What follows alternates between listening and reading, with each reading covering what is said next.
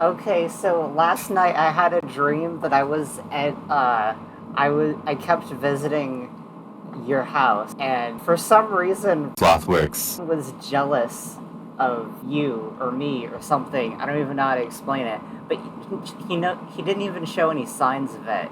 It was just like I knew, and I don't even. It was weird. And then in the last day, it was Chrissy's birthday, and Slothworks gave her a box full of Precure and Sonic toys. So I played dirty. Yeah. What does that mean? Like, I went straight for her favorites. So, yeah, anyone who can cook is a threat. Yeah, I don't trust any chefs. I like food very, very much. You know how much that fairy and Bala likes food? I like food just as much, pretty much. True. Oh, and did you finish the episode last night? I think I passed out in the middle of watching it, because I am a little old lady, and I pass out when your internet goes out. Yeah, I rewatched it a few times after she passed out. I kept trying to wake her up. It wasn't working. Oh, we're talking about Bala, but yeah, Ronin Warriors, we watched in English, and I watched several more episodes in English, and kept passing out. You were reading Iramakun. Oh yeah, but you were watching the animated version of Balala, and you still passed out. I did indeed. Okay, I was very sleepy. Hi, I'm Stapler, my pronouns are she, her, hers. Hi, I'm KrissieDeathy, my pronouns are she, hers. Puppy, introduce yourself. Whichever name you want to be known online as. Hi, I'm Slothworks, and my pronouns are he, him. I was expecting you to just stay quiet. I don't know. I felt like I should have said, I don't know. That pause was me deciding, should I bother saying he, him? Yeah, it's okay, sweetie. You're adorable. A lot of times I'm just like, I'm cool with she, her, they. I don't care. Yeah, and this... Gender's a weird construct. Yeah, gender is weird. And this is the Rainbow Rant, where we talk about TV shows, mostly cartoons. And this is a cartoon. It's called Ronin Warriors, also known as Samurai Troopers. Yes. Yay! And hubby, Slothworks, is here because he grew up watching the show, and I have been subjugated to so many long rants and things about Ronin Warriors. So, hubby, tell us about your history with the show.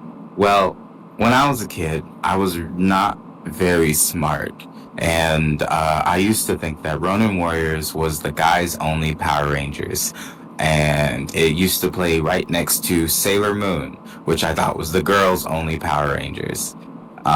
It never occurred to me that they had different names, therefore they are not the same troopers, but I supported them the same. That is my history. Yeah. Which actually makes me think you got confused seeing it on ABC Family, because Sailor Moon was never on ABC Family when I saw it. So I think you saw them both on Toonami, and then Dragon Ball would have been right after Sailor Moon. Sometimes Prince of Tennis, depending on the time of day.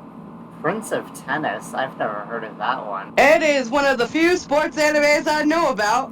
And I don't think I ever watched it. I know about it from commercials on Toonami. I know it got a live-action movie recently. Well, it's one of the ones I've not heard of. I know about Attack Number 1, and I was gonna say another one, but I don't even remember the name. Okay. Ronin Warriors, looking at, where did the date go? I just had the date up. Hold on. Okay, the original air date for Episode 1, Shadowland, was April 30th, 1988. But then in English, it aired on June 26, 1995. That's like almost 10 years.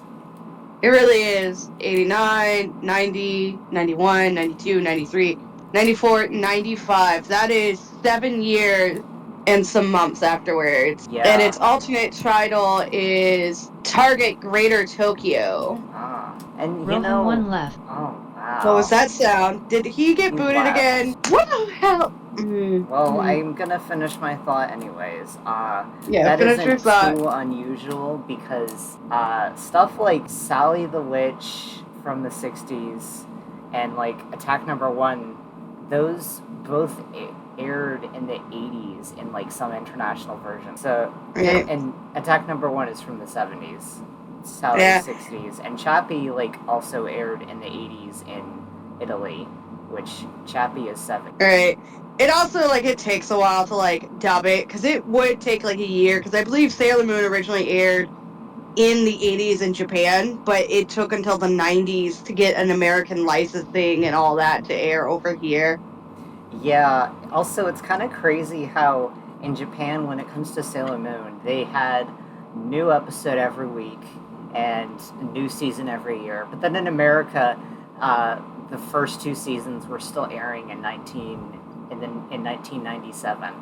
Right. Okay. Softworks just texted me saying Discord crashed. That's fun. But while we do that, I'm just like telling him to bring me his headphones and his phone. I'll set it up on his phone in a minute. The series was created by Hajime Yatate, which is a pseudonym for a collective contributors of Sunrise Animation staff, and Sunrise is the studio that handled the animation. And it's supposedly named after a quote from a poet from the Indo area, one of his poems that translates to "The narrow road to the deep north," which translates to, "This was the first time I used my travel writing implements, and I was still reluctant to venture forward." And the line in Japanese, it looks pretty. I don't know which words correlate to what because of how Japan words things. You know, stuff words things differently. But Yeah. they've worked on, they've been credited as the original creators for it says most of Sunrise original works, but the Gundam series is listed, Cowboy Bebop, which is one everyone loves, the Big O, which is similar to the Cowboy Bebop, but is different in certain tones and art styles and setting of the show. Still great. A show called My Hime, which I've recognized, and something called Love Live School Idol Project Series. Are we still talking about Sunrise? This is the group that's like the original creator. The Okay. collaborative group. The girl who led through space is somehow in here. I thought that was time, but no, it's for space. Okay, what group is it called? You're saying Hajime Yatate? Yeah, Okay. Hajime Yatate. There's a group that's like listed as like the original Okay. creator for the series, even though like it's a collaborative group. And it's just people who are a part of the Sunrise animation staff. And Sunrise has probably worked on a lot of things. I thought I pulled up their Wikipedia, but it does not seem like I did. Sorry, I had slipped my focus for a second because when you said original creator, my mind was like, oh, I have to look at something, and so that's why I wasn't fully on. But I know what you're talking about now. Because what I was trying to look at was if this was an original series or if it was based on something. And it looks like it's original. And it says the manga was based on it. Yeah, so it got a manga based on it because the TV show is so popular. So yeah, this is one of the few ones. Makes me wonder if this was made to sell toys. It really looks like it, and I wouldn't be surprised. It definitely But has when you toys. consider their other works, like Cowboy Bebop, I don't really see a lot of toys of it, but Cowboy Bebop could have been one they made just for the story. But Gundam, which apparently they've worked on multiple and created multiple Gundam series, that one is definitely to make toys. But, like, yeah. And also, like, about Sunrise, that's the same company that eventually worked on Kaiketsu Zorori. I don't remember if they were the ones that originally made like the part that we watched, or if they worked on Zorori later. Let me look that up. Right. They've been working on stuff since the 70s, and this show was also co-produced by Nagoya TV, so that might help me look up what other things they've worked on, because they've worked on so many things. First Kaiketsu Zorori was Nagoya Broadcasting Network. Well, the first season, I should say. And then the second season was also that network. So we haven't seen the Sunrise era of Zoruri yet. Awesome. Oh wait, producers, studios is Ija-Do. So yeah, and I just closed it when I shouldn't have. It happens. I want to look at Ija-Do because I can't remember if that's the one that made Miracle Girls or if Bomberman. Sorry, excuse me, that was a burp. Bomberman. B. Damon Bakugaiden apparently was Beatamon. Okay. It was apparently national, and it might have also had something to do with the Bandai Sunrise work. And there's Katsuki. Sorry. So it also aired on Nagoya TV as a program, as well as like a couple of other things, multiple Gundams, Black Lagoon, which I've heard of. Okay, it looks like Miracle Girls was Ija-Do and not Sunrise. Yeah. I'm so tempted to just start talking about what Bomberman Beatamon what is, but I know I need to talk about that for the actual Bomberman Beatamon episode. He read my text messages, but he did not respond. Yeah, right. Okay, the music was by Osamu Totsuka. Osamu. Okay, I have a different Osamu, but I like his name. What else has Osamu done? Known for the soundtrack of Dragon Ball Z Broly's Second Coming. Welcome back. Hello. Hi. Well, welcome back. I got something was majorly wrong on your end. I forgot. What is your podcast name again? Buffworks. That's the name he uses online. Okay. Is it okay if I change your nickname on this Discord to that so I can remember? Yeah, I can change it on this Discord. Forgot how to. Do you know how? Nick's names. I was just gonna play around with things until I figured it out. Let her do that for you. Let Stapler do that. Because I feel like you're going to break something again. I don't think I break it. I don't let that. The man who had the hard drive catch fire in the middle of the computer room in college is going to tell me he's good with technology. Okay, I'm just gonna. That was not me. I'm just gonna put it in my. Sorry, Discord I'll notes leave my lover's core outside. I'm gonna put it in my Discord notes because I forgot how to soft. Okay, I forgot what I was talking about. Oh yeah. You right-click on his name. You can add a friend nickname. Oh, I should also add friend. Yeah. It doesn't. Yeah, there it goes. There. I think I just did it. Yeah, you did it. Oh, sloth. I heard soft. Oh yeah, sloth works. Because I work really slow. So, back to talking about Osamu Totsuka. That's the composer for this series. He did the music. He's known for Dragon Ball Z Broly Second Coming, Kenko Kojin Guridoman. I don't know what that is. And Jushi Maru. He did Magical Angel Sweet Mint, Captain Tsubasa, that sounds cute. Twinkle Heart, and a few others. Yeah, I've seen a bit of Magical Angel Sweet Mint. That's all I have to say about it. It sounds adorable. Yeah. Okay, I have the page open for the director of the first episode, whose name is Osamu Sekita.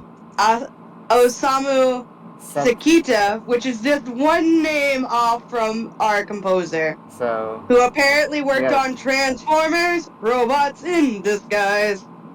Yes, nice. The song has to be sung.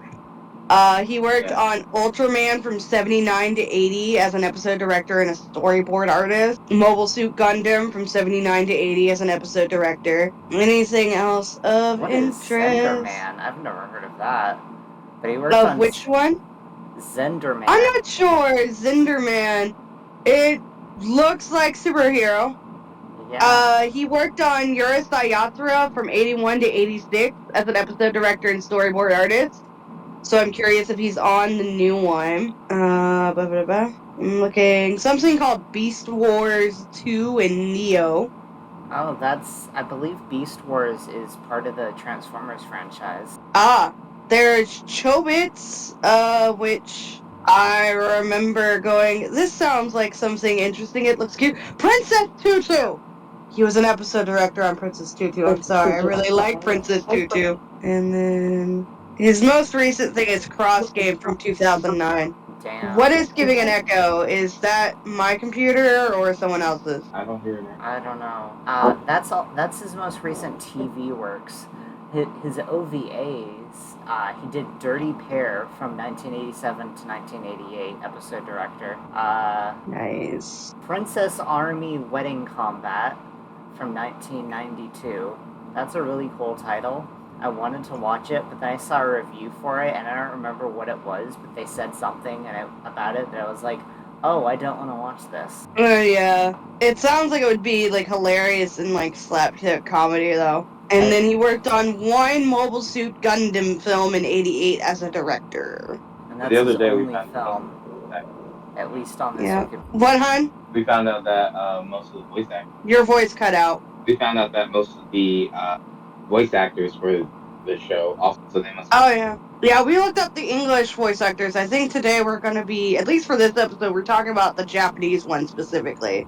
Well, we're going to talk about both the Japanese voice actors. Okay, I wasn't sure if we were going to do both in the same episode or if we were going to record a second one where we discuss the English version. Well, I already ended up watching the English version, so we might as well talk about it here. Yeah.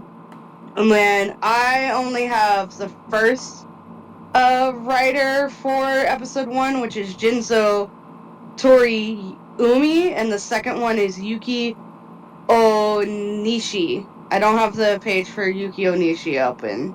I got Jinzo Toriumi, but, like, first things first, the man worked on Speed Racer and Astro Boy based off of a brief glimpse of just the paragraph. Sally also the worked Witch. on Sally the Witch. Nice. A Pinocchio animated series. He worked on a lot of things. Oh, wow. A thing He called also worked Gotcha on Man. Gotcha Man. That's probably how the two meet, because, you know, in this industry, it really is, like, who did you meet, who do you know? His last, TV show, or at least the latest one, and this is 94 to 95, which is called Genga Sengoku Gun Yudenrai. And then he worked on one film called Science Ninja Team Gotcha Man, the movie.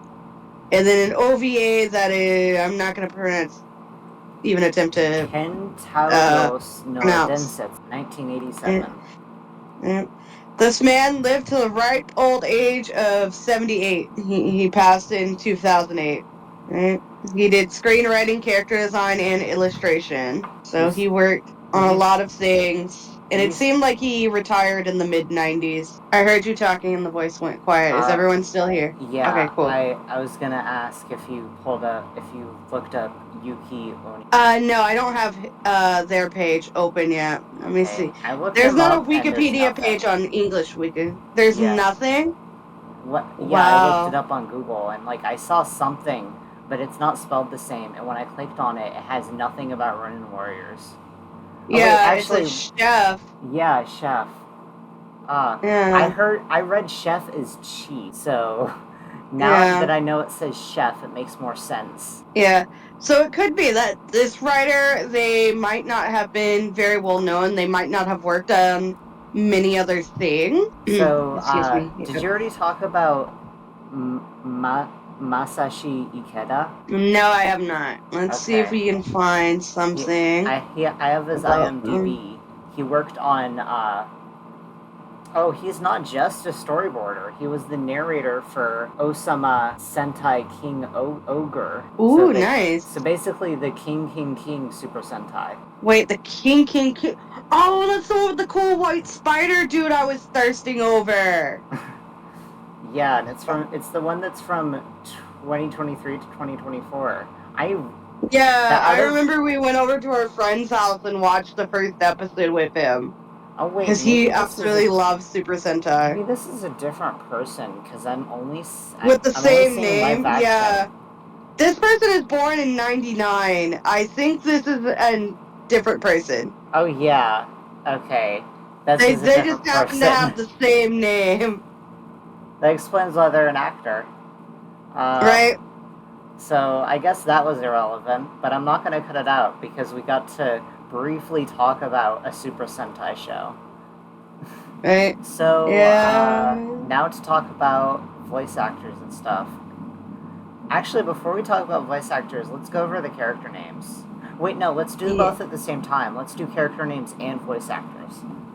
Yes, that makes the most sense.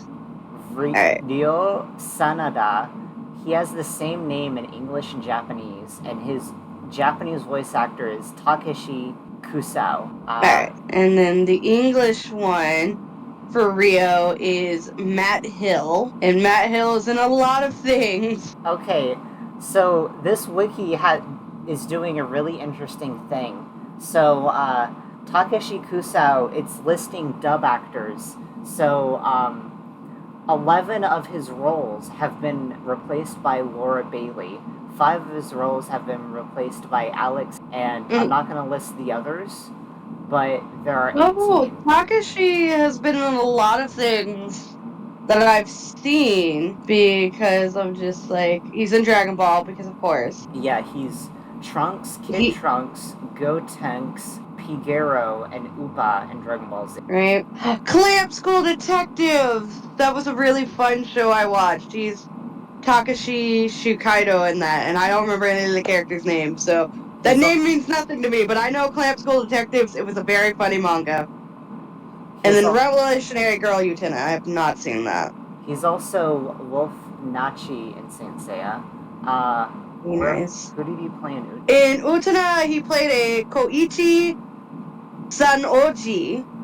He's also in Case Closed as an Osamu Honda. I don't have a face for that character at this moment, but it is. Oh, he's in Naruto, a character called Gozu. He played Shinosuke in Ranma 1.5 OVA. Ooh, nice. Koza in One Piece. Don't know who that is. Right. Jaguar, he saw in One Piece. Don't know who that is. He plays a Digimon called Revelmon in a Digimon Adventure 02. He was Hero in Powerpuff Girls Z. Guy Cooper from, Fly Fox. Oh, the Japanese voice actor? Okay, yeah, I looked up Hero. This is like I don't remember seeing this guy before, but based on his character design, I think he's like a parody of Heroes or something.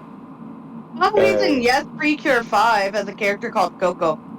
I think Hero I is hate from Coco and Nuts. Dragon Quest? Isn't Hero from Dragon Quest? No, I mean, there might be a character It's from a Dragon character Quest called Hero, but it's a common name for stuff. There might be a character in Dragon Quest called Hero, but I'm talking about the Powerpuff Girls Z character. Oh. Oh, yeah. Okay. He's in Inuyasha The Final Act as 2 different characters. Okay, I think I'm done talking about him. Alright. He was Joe Kyoto. So, he's a turtle? He's... Okay, so the live action series.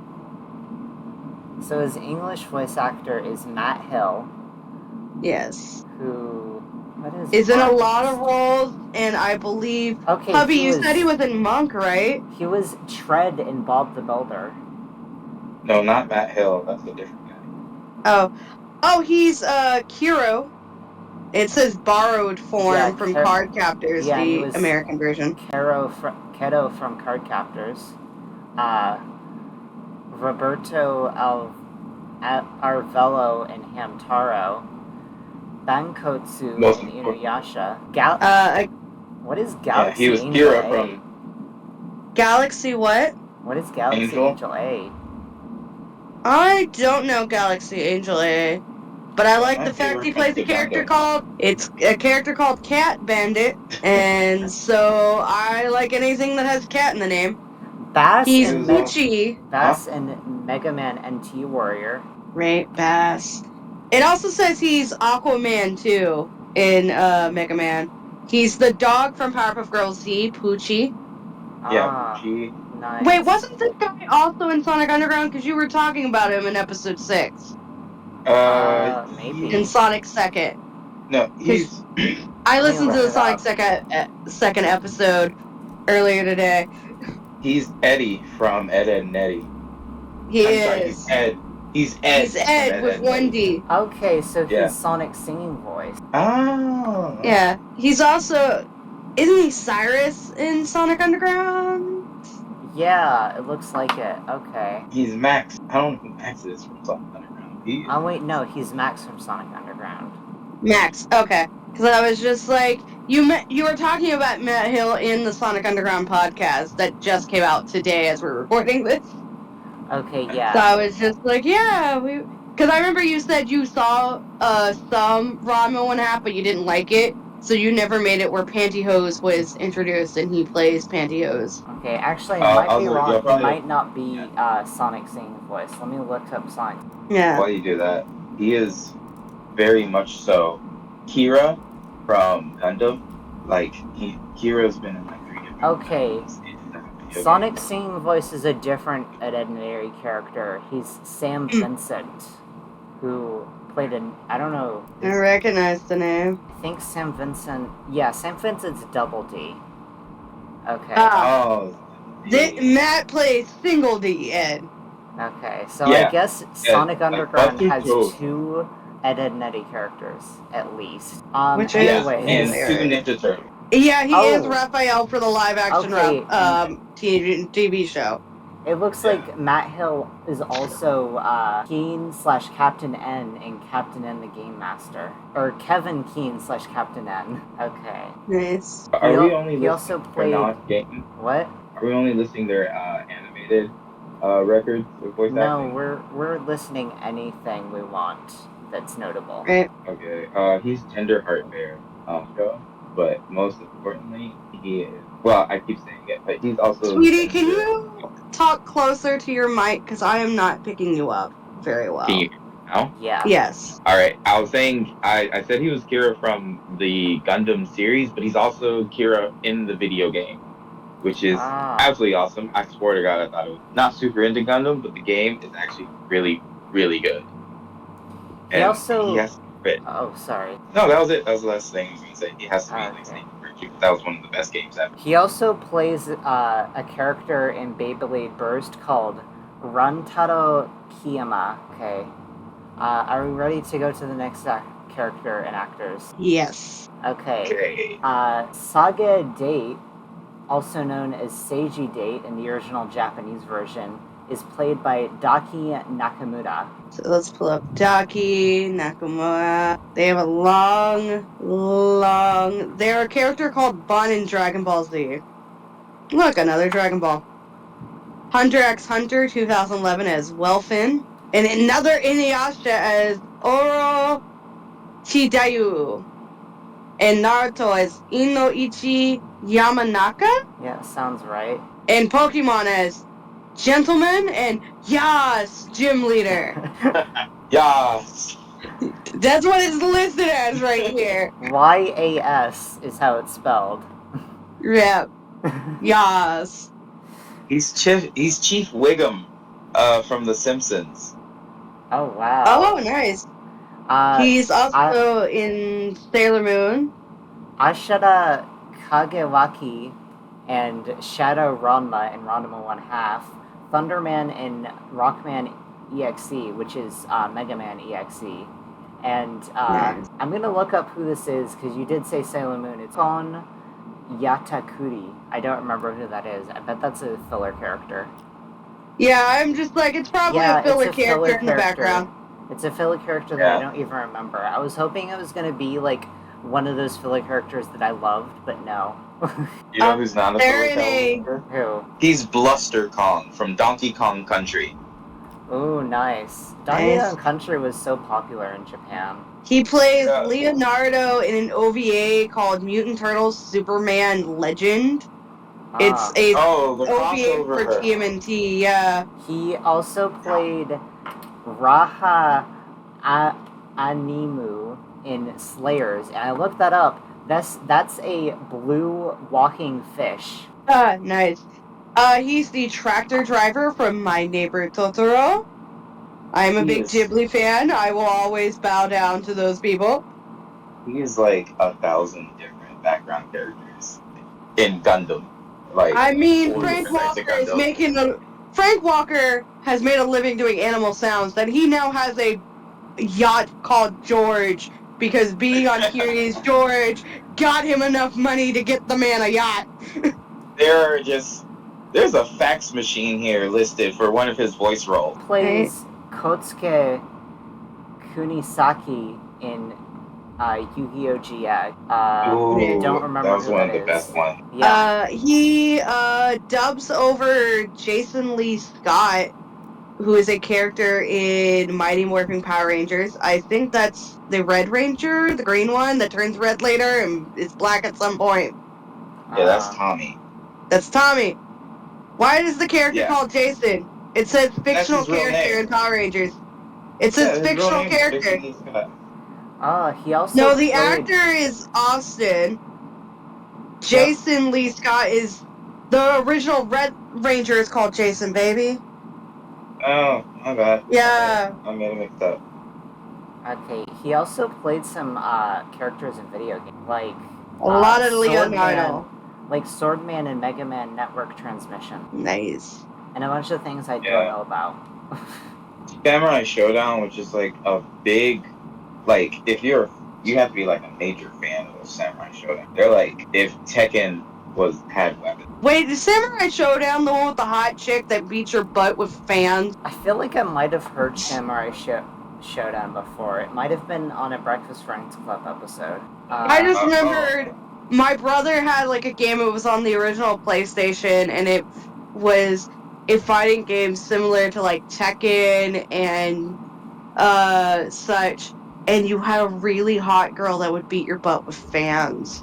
And, the fans have spikes on them? There were multiple girls with fans, but one of them had spikes. Okay, that was Mortal Kombat. Well, shoot. Okay, so...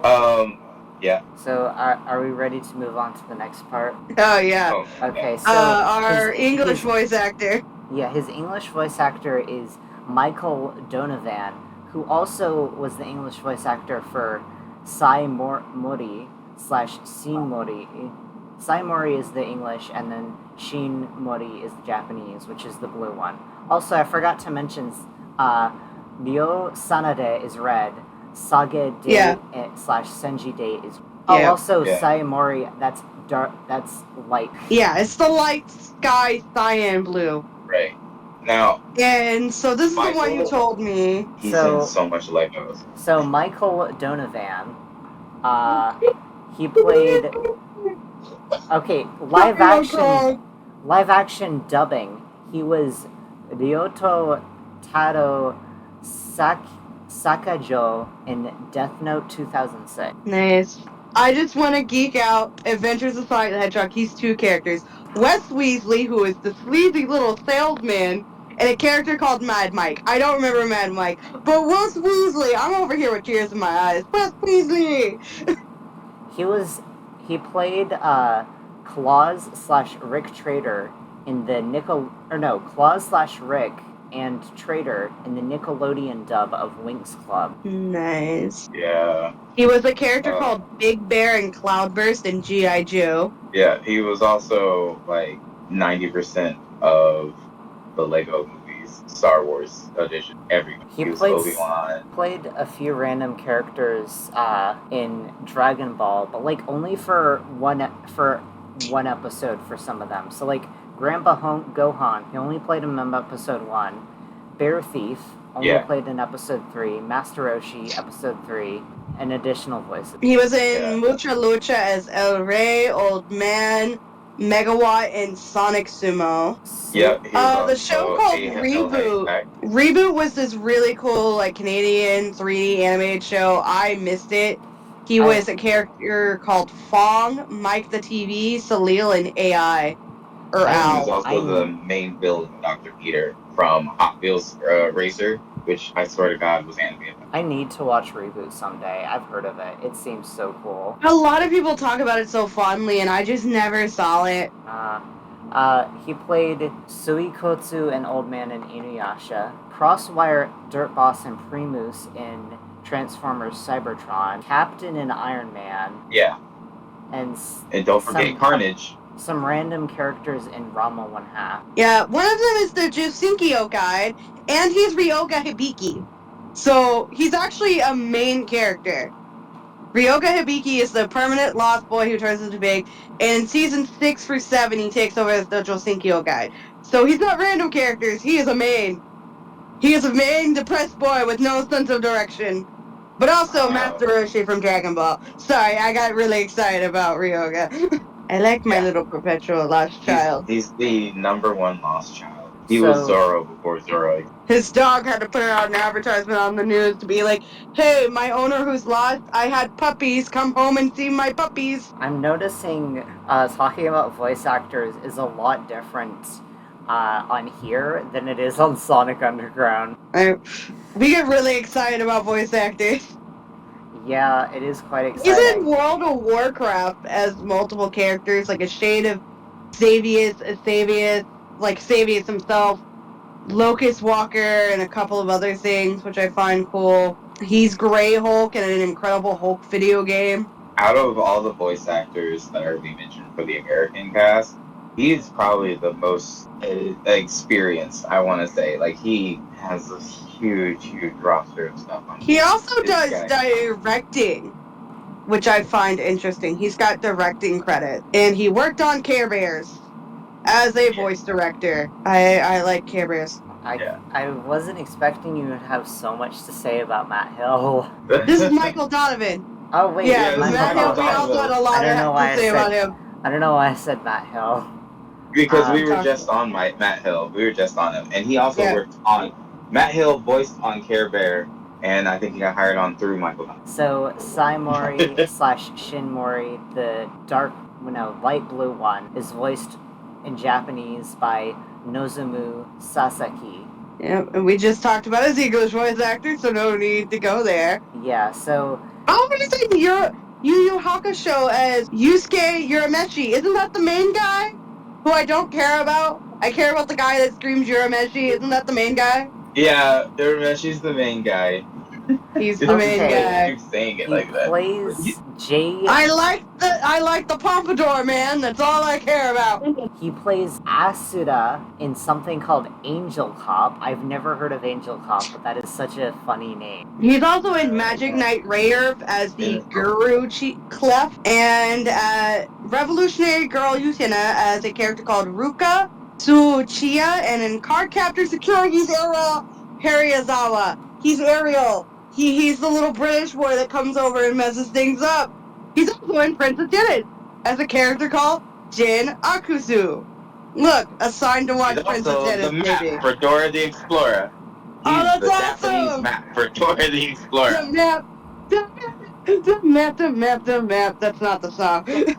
No, I'm the map. Well, actually, he's the Japanese version, so I don't know how they sing the map song in Japanese. He played Shinosuke in Inuyasha, Shadi and Shada in Yu-Gi-Oh! Yeah, same guy. I don't even know why they brought up both. Oh, Hayate Gecko he's in Naruto Shippuden. He's also in Pokemon Sun and Moon as a character called Hayate. I think you just said his name, though. Oh, yeah. I don't think I did. Yeah, you did. Hayate. He's throughout all... He's probably going to be mentioned several times for different seasons and games. Well, it just says Pokemon Monster Sun and Moon anime, but yeah. Well, I don't remember even mentioning Pokemon, though. Yeah, so I think there's another character called Hayate, and he just plays a different one. Bubblegum Crisis, he's in the OVA. Yeah. Oh, he's in Akira, that movie that everyone talks about that I haven't seen yet. He plays a Tetsushima, and I've never watched Akira. I've only seen clips. And most of it's to AMV. I've seen clips and memes, that's all I know.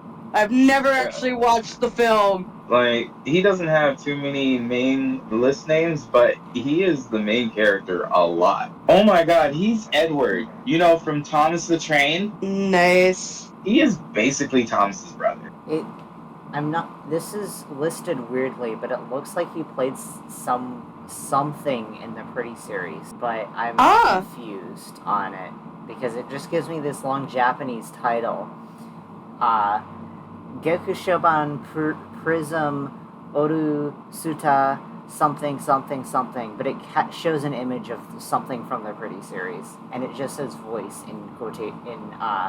It's not on their Wikipedia page, sadly. Oh yeah, I switched to IM. Yeah. He does live action dubbing for Beverly Hills 90210 as a David Silver. Also, IMDb doesn't include stuff that. Oh yeah. Don't you also have an IMDb page because you worked on an animated TV show? Yeah, I do. Oh, he played Plum in Magical Angel Sweet Men. I don't remember. Another Plum, one from that series. Then again, I watched it in raw Japanese, so it makes sense I wouldn't pick up on all names. Yeah. He played Bobby in Hello Lady Lynn. Nice. Okay. What do you want to say? He's in Maho Sentai Magi Ranger from 2005. He plays Hades Warrior God Wyvern from episodes 35 to 46. And something from 2008 called Battle Cat. Battle Cats? Oh my god. Right? Oh. Battle Cats. Battle Cats, is that a He-Man reference? I'm just kidding.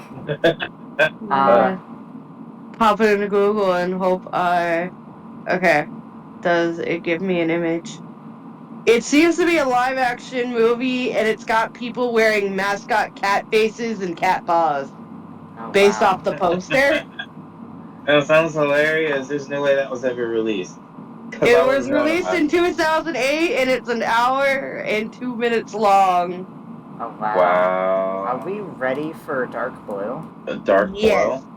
Dark Blue, which would be... Wait, did we do Kento? We didn't do Kento either. We haven't done Orange or Dark Blue. Yeah. It's Dark Blue is listed first on the dubbing wiki. Awesome. So we're going to Dark Blue. So Rowan Hashiba. Rowan Hashiba is his English name.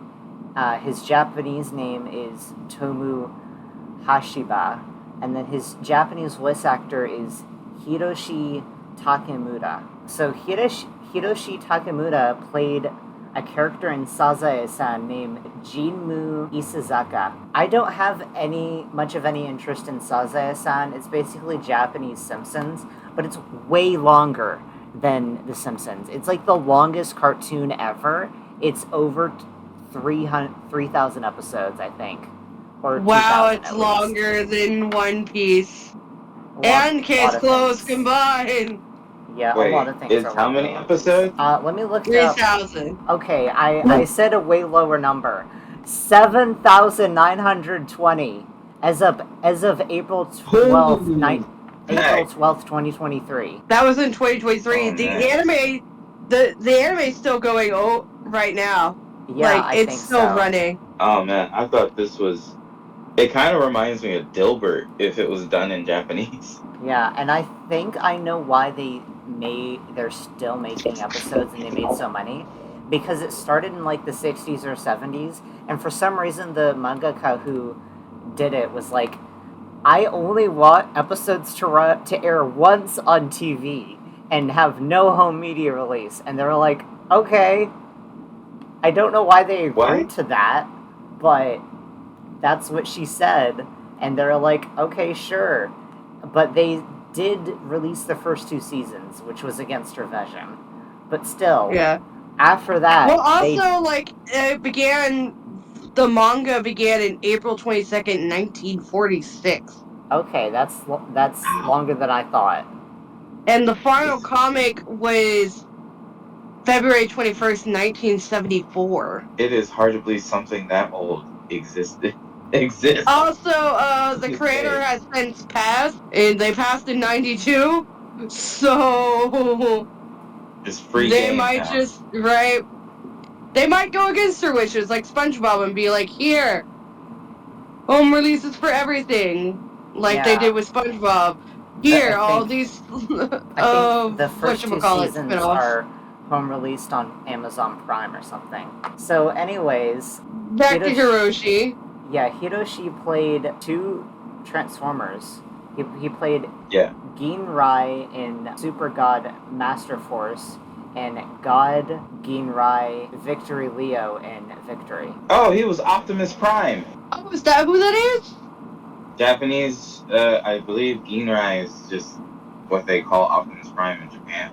Oh, okay. Yeah, they're in Mobile Suit Gundam as a character called Marco Morrison. Oh, by the way, about Optimus Prime, did you know that there's a Japanese only crossover Super Smash Bros. Style fighting game, that has Bomberman, Optimus Prime, and Lika-chan. Lika-chan is basically the Japanese equivalent to Barbie. Oh. No, I did not. Yeah. I have no clue. So that sounds so fun. Yeah, basically the reason that it has those characters is because it's like Marvel versus Capcom, but instead of Marvel, it's Hudson Soft. And instead of Capcom, it's Bandai.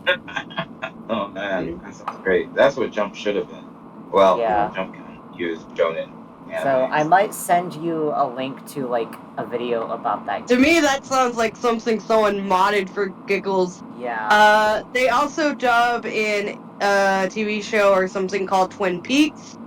They dub over a character called James Hurley. Oh. Apparently there was They do the Japanese dub for Twin Peaks, which is an American TV show. Okay, It premiered in 1990. Okay, so and they play a character called James Hurley. There was a 1986 Hong Kong action comedy film called Lucky Stars Go Places. I just think it's interesting that there's something called Lucky Stars that's completely unrelated to Lucky Stars. And also, like, it's about guys, it looks like, based on the poster. Yeah, based off the poster, it's giving me, like, hangover crazy. We kind of, like, got a little bit too drunk and did stupid stuff, or we're gonna wake up and there's gonna be a tiger in our bathroom. Kind of vibes. Hangover. Yep. Man, male Lucky Stars. Very different. Yeah. Yep. He dubs a character called Fat Cat in it, though. And I like cats. Anything with cat in the name, you have my interest. Cat Williams. Is he the one who makes the joke about the PlayStation 64? He does. He is. He also I played like him. Joe in Crusher Joe the movie. Nice. And that poster looks really nice. It's a really nice poster. But there's like multiple drama CDs, which is basically like, it's an audio drama that you can like listen to and get a story from. But they all seem to be from Ronin Warriors. Yeah. Which is kind of sad. The American public has kind of gone away from like drama CDs, even though it's just pretty much like an audiobook. Yeah, I would love if there were, I mean, maybe there are, and I just haven't done my research, but I would love for there to be English dubbed versions of drama CDs, because I get, like, that you can make, you can do subtitles for those, but the point of a drama CD is you can just listen to it while doing something else, and I would love that for shows that I like.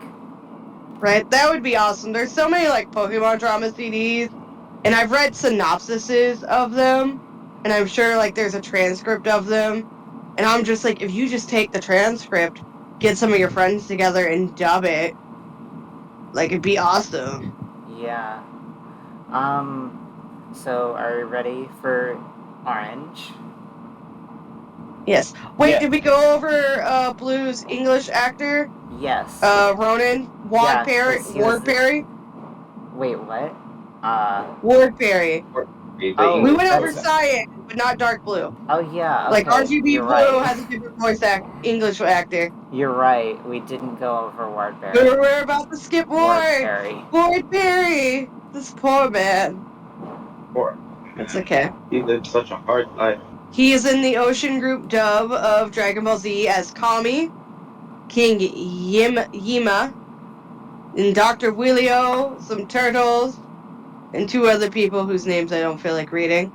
He's also in Death Note as Hitoshi Dimegawa. He also played Stone Man in Mega Man and T-Warrior. Nice. As well as Desert Man. He's in several Gundam stuff.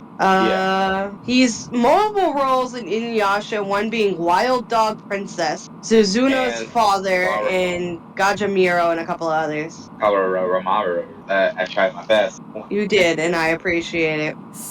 I don't know if you already mentioned this, but he played Scary Man in episode 9 of the Ranma 1/2 OVA. No. What? Wait, he was a writer. He's a writer for Bakugan Battle Brawlers, Blue Genger, the Funimation dub of Dragon Ball and Dragon Ball Z, Saber Marionette J again, Transformers Armanda, and Transformers Energon. Nice. Do we have anything else to say about Lord Perry? In the show, he was also the orange. Yeah, for episode 2. Oh, for episode 2 of the show, he was the orange Ronin Warrior for a minute. Yeah. Yeah, basically. He's also in X-Men Evolution, which I remember watching as a helicopter pilot. The majority of his credits are Gundam. So we're probably gonna talk about this show again at some point. So let's talk about Orange, and then we'll talk about the other voice actors next episode. Awesome. Which will be the boy and the girl. And also the villains, probably. Yeah. So Orange.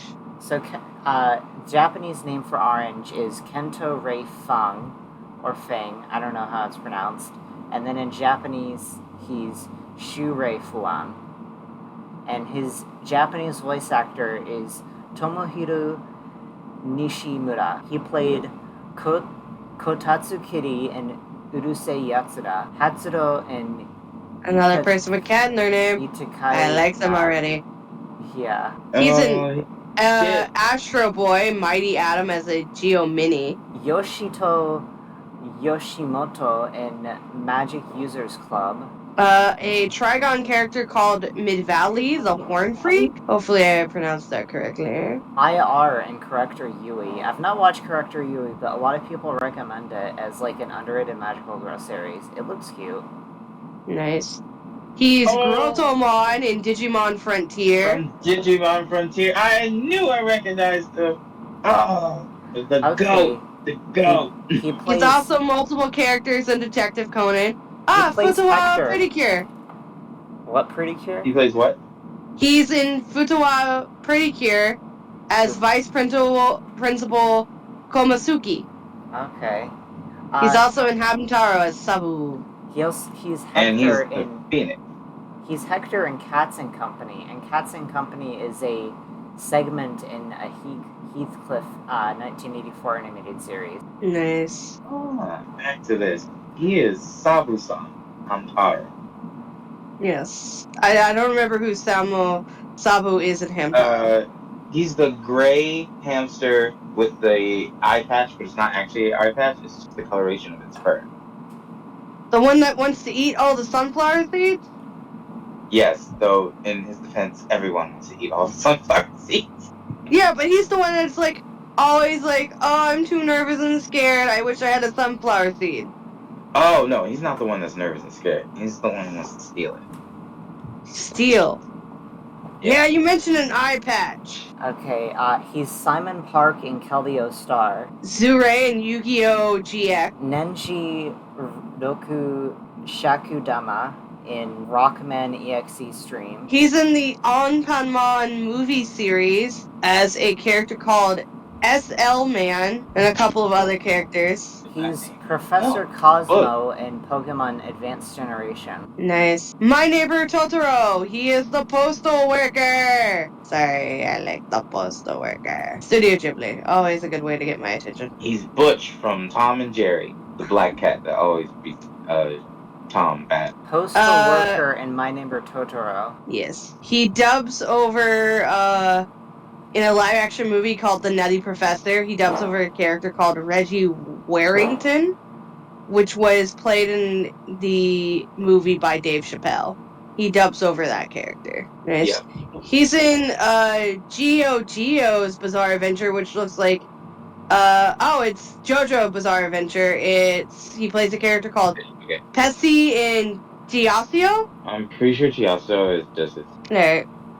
Oh, he played Haito Kanakura in Samurai Showdown Warriors Rage. Oh. Okay, are we done with him? Yeah. Yeah. we can move on to His English our voice actor. English one, which is But- Jason Gray Stanford. The Who's the other one one I- is from the OVA, so we won't touch the OVA guy. But Jason, I was the most excited for because he's from the regular detective show called Monk. He's the one you were the most excited about. He's also Raditz in the Ocean dub of Dragon Ball Z. Yeah, Raditz. Like the OG Dragon Ball Z villain. Like the first one. He introduced Dragon Ball Z. He's Shinosuke from Ranma. He's also in X-Files, the TV show from the 90s. It's crazy because I never knew until we started this that he had such an extensive voice acting. He played the prince and painting in the 1979 Cinderella, which is a Russian animated film, I think. Yeah, Russian animated film. He's also in the Ninja Turtles, The Next Mutation TV show. He's Donatello. So that makes, out of this English cast, that makes 3 actors from the Next Mutation show. He's in Stargate SG-1 as Horner for an episode, just a random one-off character. In Monk, he plays Lieutenant Randall Disher for 124 episodes. That's the role my husband keeps gushing over. Granted, I did watch some of the show and got absorbed, so I can't. He was also in Sabrina, but not as any like main voices. The animated show Sabrina, the Teenage Witch. Yeah. His most recent role was in 2023, listed on Wikipedia, for Percy Jackson and the Olympians for a TV show version of it, and he played a character called Marone for 1 episode. Animated series produced by a Spanish studio. There's the production in that name. Are we done with voice acting for this episode? Yes! Let's move forward. Okay. Do you want to know how long we've been recording? Sure. Well, it's almost in. An hour and 12 minutes. Yeah, these voice actors are pretty well accomplished. They've done a lot of roles. Yeah. Yep. They've done hours of voice acting. Yep. So now I have the episode pulled up. Let me stream and then we can watch it muted and talk about that. Yes.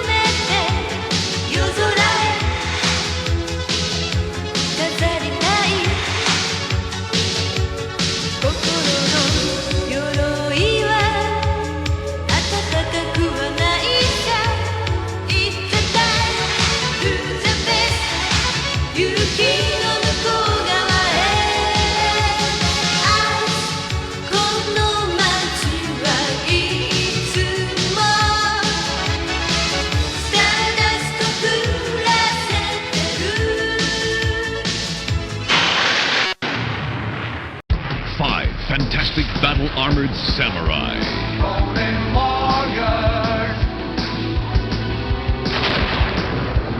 Ronin Warriors. Together, they face the otherworldly forces of the evil dynasty. The power's in the armor. Calling on the spirits of ancient samurai warriors. The power's in the armor. All 5 have been given super-powered fighting skills and weapons to wield against this tyranny. Justice. Might. Wisdom. Trust.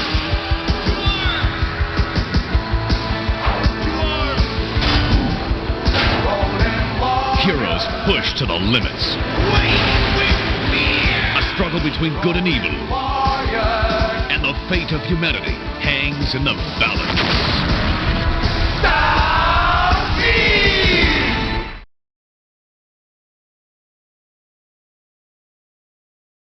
So the intro. Let's talk about the intro. The intro I really like it. It's that standard like 80s low light, almost black and white with like pops of like the team's colors as it like pans through all of them before going to the title card. So I'm just like that's like a real like big thing for the intro. I do like the song. The song for the intro is real nice. The Japanese song is very Japanese. The English song is very English.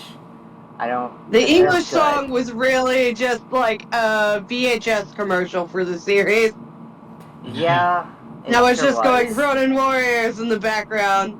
Yeah, it had the Ronin Warriors song in the background, and it had narration. But it wasn't like this. Yeah. It wasn't the regular exposition narration you usually get. It is very much commercial narration. Yeah. That's why I'm just like, it feels very much like this would have been like on the VHS that I would have watched to like advertise the show.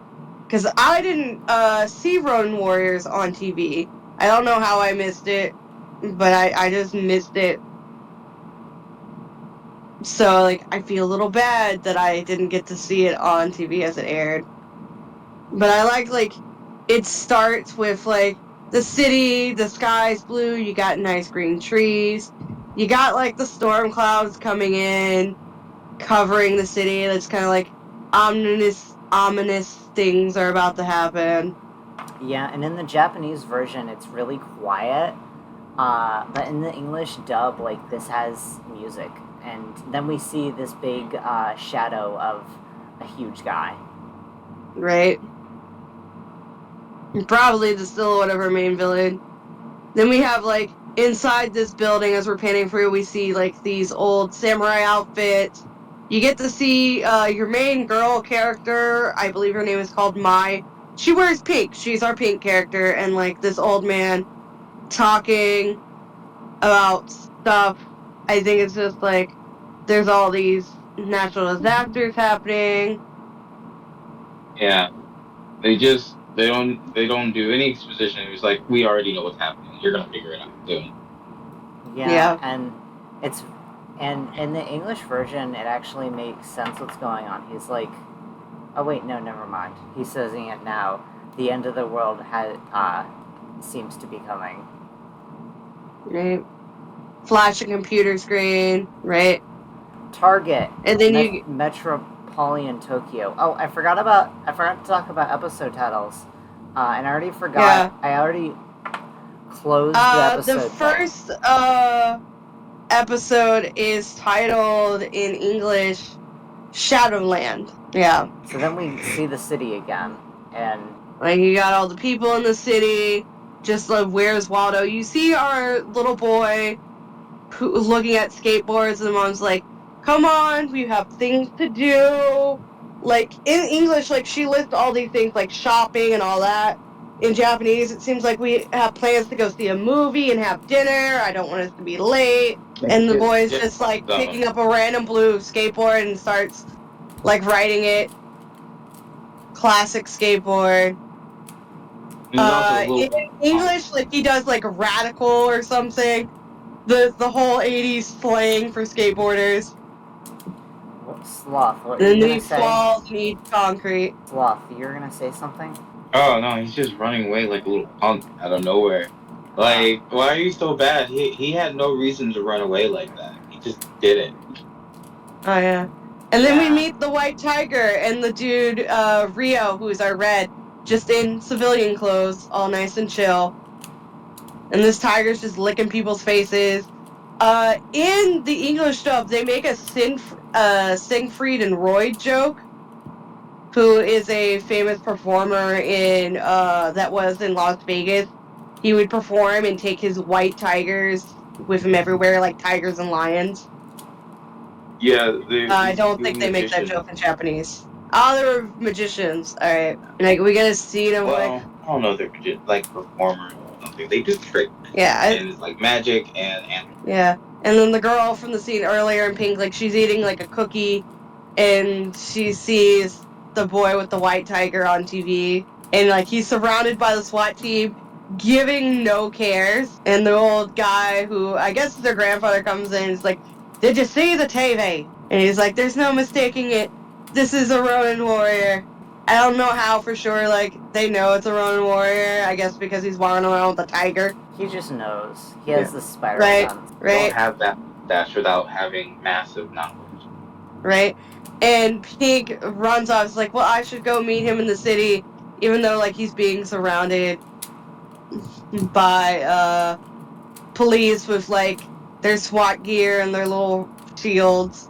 And the sky gets darker, and, like, the boy and his tiger gets more tense. And you see the little boy who fell off his skateboard, like, watching in awe from, like, the crowd gathered around. And then there's just something beautiful about how, like, they draw the interior of vehicles for these shows. It's nice. They don't feel as flat as the interior of vehicles in, like, newer shows to me, like from the few scenes you see of them. And then Pink steals a bicycle. I forgot Pink stole a bike. I mean, the world's ending right now as far as they're concerned. So everything's justified. Right. Yeah, might as well steal a bike.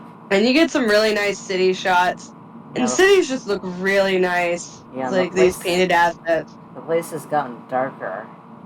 And Mr. Red comes over and is like, "Hey guys, this is gonna turn into a battleground. You gotta take cover or something." Also, like, he was Thunder. in a circle of police and they disappeared. Yeah. And then we got, like, lightning flashing, coming down, and then legit skyscraper, like, all the windows in a skyscraper break. You get to see all the people running. This little boy getting separated from his family. But isn't it weird that many people ran out of one single alley? Like, you watch it, you'd be like, all y'all were just in one alley in this It whole looked city? like they all came out of, like, the building where the glass broke, but yeah. But I'm just like, that little boy got separated from his mom and dad real quick, and it was a long distance. Then you have pink glowy TV that our bad guy is coming out of. I feel like I've seen that effect. Right? I mean, if you got an effect that works, you use it over and over again. Yeah. Like, I know for a fact I saw it on Sailor Moon several times. Yep, I've seen it on Sailor Moon. I think I saw it on Gem. Right. And this guy is fighting with a thigh on a chain, which always looks cool. And then Red rips off his clothes, just rips off his civilian clothes, and it's just like, I am now in armor phase 1. And it just goes on guard. Yeah, I forgot that he even transforms. Because that Right. was so fast. Right? His transformation was legit him ripping off his clothes. Yeah, and I've seen this episode twice already. Right? And, like, it's him, the tiger, fighting our big bad. Well, our bad guy for the episode. And I believe, like, I feel like there's more taunting in the English dub than there is in the Japanese dub. And so, there's not really much to say other than this is a cool fight. I mean, I guess I could describe the fight, but, like... Right? You get the little boy who's, like, somehow gotten away from a crowd and is still trying to find his mom and dad, and comes up the alleyway and sees Red and the bad guy fighting, and then just proceeds to sit there and stare as, like, ground rocks pop up and Pink saves him. And this... Like, she just hops off the bicycle she stole and this, to tackle this boy. The guy that he's fighting starts using this chain, and he chains up the guy's legs for a moment. And all of a sudden, the red guy is having trouble fighting, and then this blue guy saves him. Right. Well, he did just eat concrete in a minute. Dark blue. So blue, saves him. yeah, blue. Yeah, And then RGB orange blue, comes. and then we get orange. Orange is my favorite. I first over him. Then you get, like, sky blue, cyan, and and we get green. And in English, because cyan and green are both voiced by the same guy, the voice is too similar in the first episode. But Hubby, later you on, said that they eventually change, right? Yeah, they eventually... Well, eventually he just starts using a thick British accent. Yeah. For green, right? For teal. For teal. So Yeah. cyan? Yeah, cyan. Cyan. All right. Cyan is light blue. So light sky blue, cyan gets a British accent. I don't know why I thought it was the blonde with the swoopy hair and green. Because we didn't watch it far enough for the British accent to be prominent. Yeah, but it shows up later in the English dub, but not the first episode.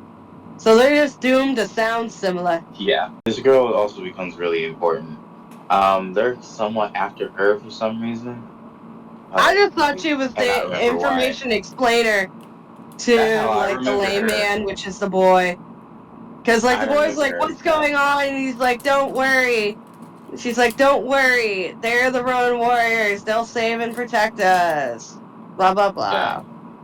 And for some reason, she just knows all. Like, she also like figures out their powers for them, even though they've been training for years.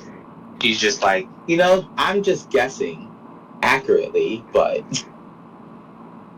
Well, apparently her and her granddad have been studying the Ronin Warriors for years too. Yeah. But then bad guys just like, "Oh, 2 civilians over here. Time to chain them up and trap them and use them as a shield so you guys can't actually fight me." And the close-up that they have of the bad guy's face with like the lighting on it, it looks really nice.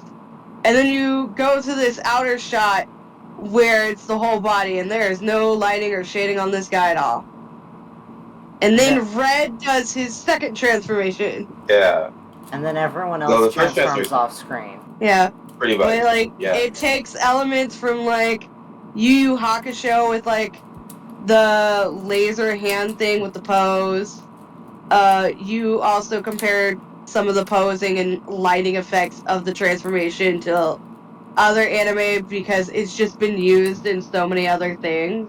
Yeah, but you don't get to like see how creative they were with like the design or like how much effort they put into it until like the second episode, because they'll introduce elements that really make you show that they were thinking about like this. Yeah, because like the first outfit of all of them, the colors just look like generic like soldier space trooper outfits. The second one is like actual like samurai armor outfits, and each armor looks slightly different.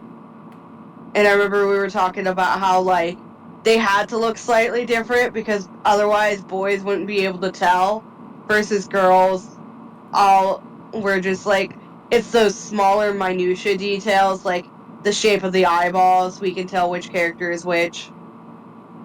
Yeah, they had no belief in boys back then. They're just like, boys will not be able to tell this.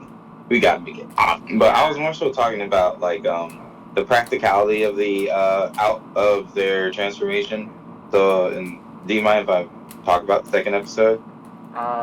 Sure. So in the second episode, there's a scene where he gets knocked into a wall, right? And before he lands, his other two teammates grab the little hooks on the back of his boots to slow down his descent, and literally like catching him as he's going. Like, this is just an element that they put in the suit on purpose so like they can link with each other. Like they're I do remember that. Yeah, and there are like just other moments where they show where their outfits were meant to be with each other, and they were supposed to be a team. Like their transformation was designed for teamwork. Yeah. But like Big Bad had put the civilians in a TV screen, and if they attacked them, it hurt them. They found a way to beat him with a sword, and once he was defeated / destroyed, the civilians fell out of the TV, the cat caught him, and then like you have like these kind of like generals that are just like, well, you may have defeated one of our pawns, but we're still here and we're still very much a threat. Mwahaha, loiter. And then they all disappear in like balls of light. There's different colored balls of light. And then like we get to see like their little like looming scary like dark castle looming off in the distance of the city somewhere. It looks like it lives in the sky at this point to me. Castle in the sky. Land of the... It's the end, actually. And then we see the ending credits. Yeah. The ending credits I actually like, because, like, it's them all, like, playing baseball with Spear of Light in civilian clothes, and then, like, you have these slow, like, freeze watercolor shots on each of the main character's face, which is how I figured out the boy was going to stay a lot longer. Yeah. And the Sphere of Light is a reference to their armor because their armor can condense down into a small sphere of light. And then So, we get yeah. next episode preview. And get a little bit of bondage, a little bit of chase play. Yep. Yeah, that was alright. I mean, I liked it fine enough, I guess. Maybe it gets better later, but I feel like it was so basic, and also it's really strange for me. I'm so used to watching shows where it's about girls, and every important character in this show is a guy. Yeah. Yeah. I think it's also, like, depending on, like, your gender, you tend to like characters you can relate to more. And so when you're the same gender, it's a lot easier to begin that relating process. So, like, for us, we like shows where, like, you have female characters you can relate to. For Softworks, my hubby, he's dude characters. Yeah. Though I just like strong characters. Like, if they're female and strong, I'm into them as well. Yeah. But that might also be dude, like. And I'm not necessarily not into shows about dudes, like, I can't think of any example where there are no important female characters, but, like, there's shows like, oh wait, no, I can think of an example. Literally, episode 1, we talked about Kaiketsu Zodori, and there are some important female characters, but at the beginning of the series... it's mostly an all boys cast, Yeah, at the beginning of the series, it's like the trio is all boys, and, like, maybe there are some characters that are temporarily important that are girls. Yeah, but they don't stay long.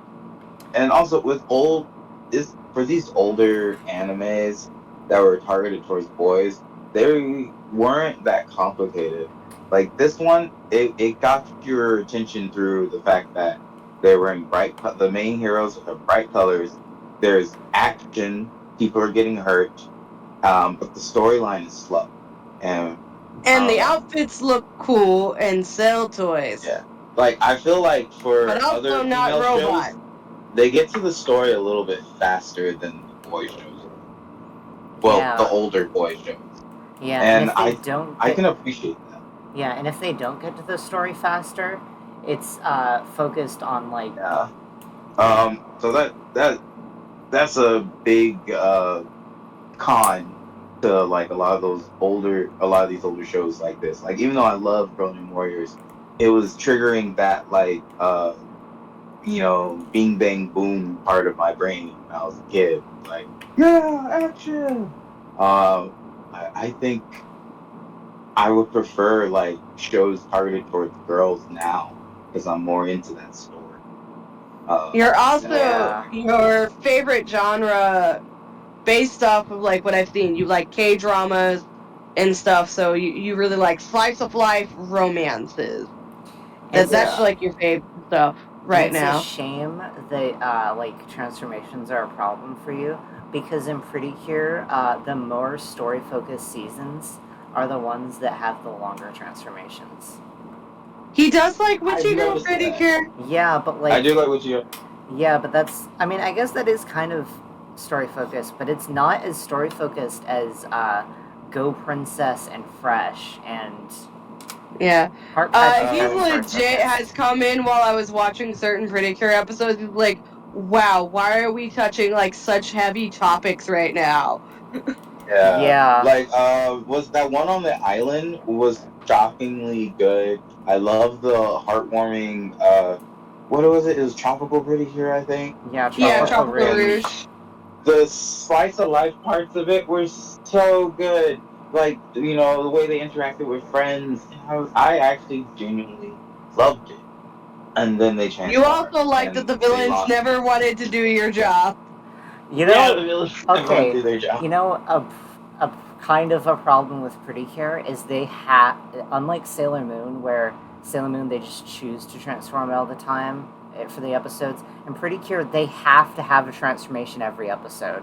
So what's funny in Tropical Rouge is in the final episode there was no story reason for them to transform, so they just transformed at the beginning of the episode, and then when they were done they were like, why did we do this? And they're like, I don't know, and then the episode continued. Like, I remember there was one episode, it was like a gag episode, and you had the Seal Fairy transform. Oh yeah, it's and funny, I think that was the only transformation for that episode. The Seal Fairy for Tropical Rouge has 2 different transformations, I think. It was that, and then there was there was an episode where they body swapped again that she transformed, I think. I could be wrong. I don't remember it. Yeah. I mostly remember the first one that was like a silly pipe dream.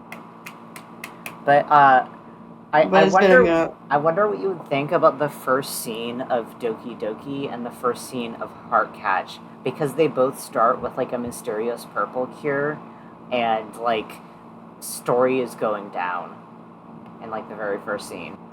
I haven't. I feel like I might have seen Doki Doki, but I think it's because I know it was called Glitter Force, but I believe I haven't touched that one yet. But I have touched the first one that was Glitter Force, which you told me earlier was Smile. Yeah. Okay, so, hold on.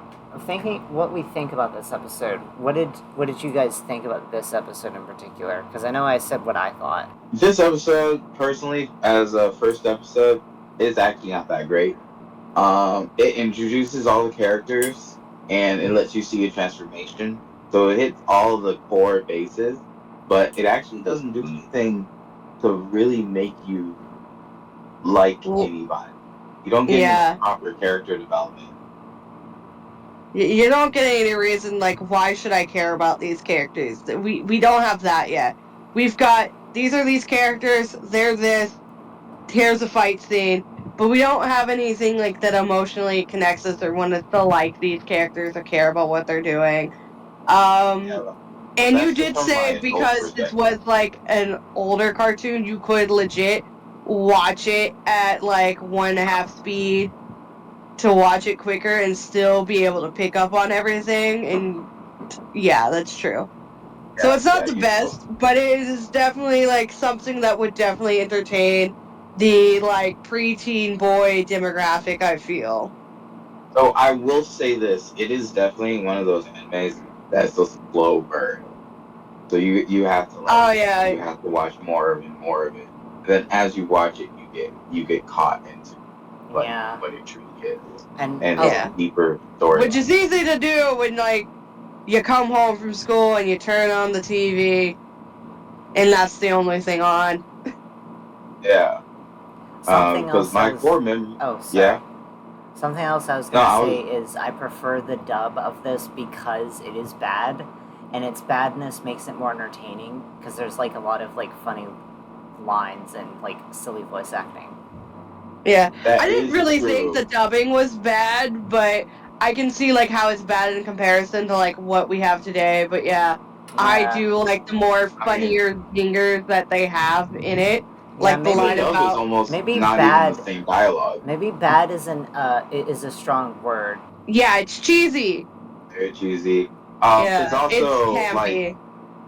Like they have it's a little bad because like they veered off drastically from the main like plot points of like certain parts of the dialogue in the English. So some parts just are completely different. So they were able to put in their own jokes and stuff. And some people consider that bad if you can't stick with the true stuff.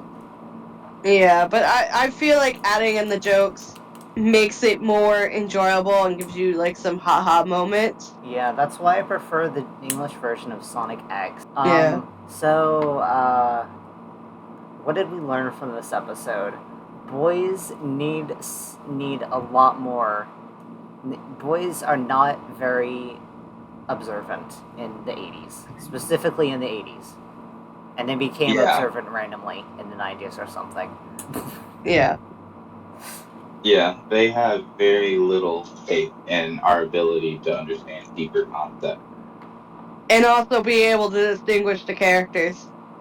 Yeah. But they I don't know expected if us that's to... true because they didn't try and figure it out, but Right? that's what they Well, thought. I mean, all the Power Rangers looked exactly the same. They were just different colors. But I think because, like, you can see their faces in all these outfits. Who knows? So there's no Japanese title to come up with because it's already Japanese. Yeah. Before we go into where you wish to be found, I want to mention something. I'm thinking for the. Would you be interested in talking in looking at the first episode of the first Super Sentai and talking about that on the podcast? I would personally be interested in it because I've never done it. Oh, that sounds super interesting. I've been meaning to do that anyway. Yeah, I don't know okay. if she's mentioned, but we got a friend that's super into that. Yeah, We watched a lot. I have a content warning though. The one of the villains looks very much like an old like a KKK member. Oh. I mean, the first Super Sentai They're was a made villain, in so- the Yeah. what was it? The early 70s, late 60s? Yeah. Wasn't that when the Yeah. first Super Sentai was made? Yeah. Also, it was in Japan, so they probably might be some Japanese character. Yeah, I mean, it's good that it's one of the villains. It's just the imagery might be like a little shocking. Okay. Shocking stuff like that probably will make me laugh more so than anything else. Probably won't get offended. 70s, actually, 70s like stuff based on what I've seen is really shocking. Like, Kamen Rider, the villains are connected to Nazis. Now I think Kamen that Rider? a lot of older Japanese live action media. Well, by a lot I mean two, Kamen Rider and this one Magical Girl series I forgot the name of. They both mention Nazis in them, and it seems like that's a common thing in like at least older Japanese media. But yeah, where can people find you if you wish to be found? I do not wish to be found right now. Okay. And I have a pre-recorded thing for KrissieDeathy and me. So, anything else before we wrap up? No. This was tons of fun. You know, it's nice reliving my childhood. I appreciate the experience. Well, until next time, keep on being colorful. Woo! Sparkles, glitter everywhere. I can be found pretty much anywhere online under the name KrissieDeathy. I am most active on YouTube and Tumblr currently. For podcast questions, you can email me through staplersound@gmail.com.